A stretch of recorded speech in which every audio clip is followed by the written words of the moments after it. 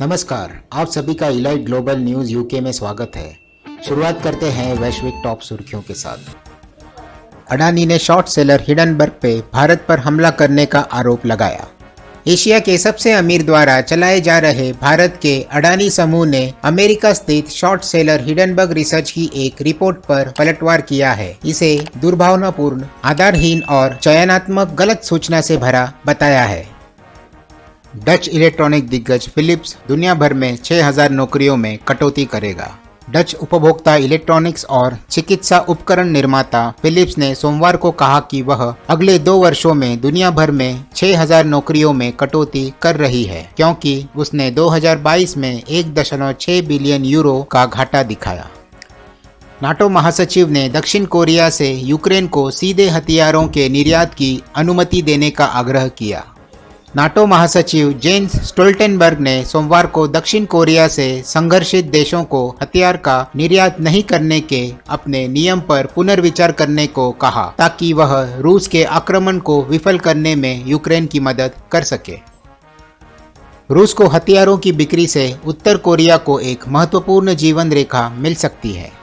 Ukraine में युद्ध के लिए हथियारों की रूस की तलाश उत्तर कोरिया के लिए एक जीवन रेखा प्रदान कर सकती है, जहां अपेक्षाकृत मामूली हथियारों का सौदा भी देश की नकदी भूखी और स्थिर अर्थव्यवस्था को विकास में ऊपर उठाने में मदद करेगा। रूसी कंपनी ने नाटो टैंकों को नष्ट करने के लिए $70,000 इनाम की पेशकश की। रूस की रासायनिक निर्माता कंपनी यूक्रेन में M1 अब्राहम और लेपर्ड 2 टैंकों को नष्ट करने वाले सैनिकों को इनाम की पेशकश कर रही है। वॉशिंगटन और बर्लिन द्वारा पिछले सप्ताह कीव को डिलीवरी को मंजूरी दिए जाने के बाद यह खबर आई है। प्रधानमंत्री ने कहा, फ्रांस को पेंशन की उम्र बढ़ाकर 64 करनी चाहिए।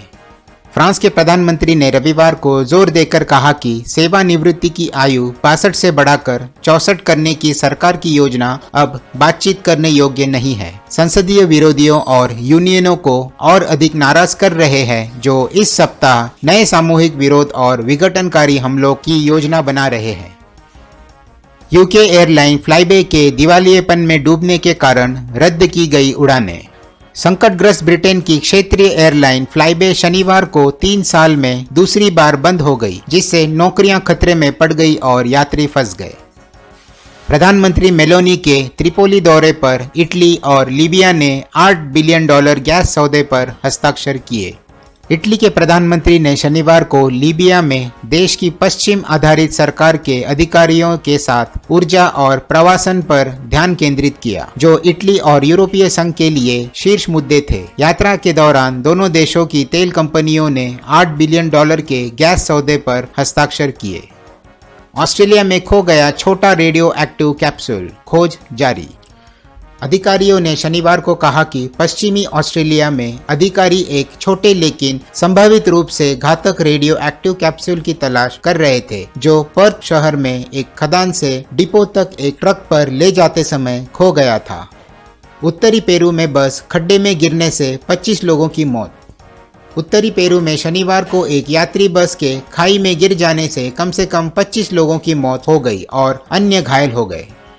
पाकिस्तान में बस पुल से गिरने और आग लगने से 40 लोगों की मौत।